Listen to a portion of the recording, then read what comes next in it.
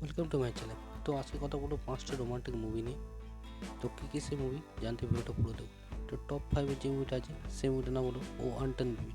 তো এটি একটি স্কুল লাইফ থেকে শুরু করে কলেজ লাইফ এবং তারপর ওয়ার্ক লাইফ এবং সেখানে ভিন্ন ভিন্ন লাভ স্টোরি দেখা যায়। তো এই মুভিটা খুবই ভালো, দেখতে ভুলবেন না।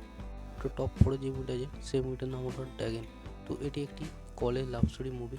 তো এখানে কমেডি, ড্রামা এবং রিয়েলিস্টিক খুবই ভালোভাবে দেখিয়েছে। তো এই মুভিটাও মিস করবেন না। টপ 3 যে মুভিটা আছে সেই মুভিটার নাম হলো লিটিল হার্ট। তো এই মুভিটা খুবই ভালো, রিয়েলিস্টিক আর প্রচুর কমেডি আছে এই মুভিটা।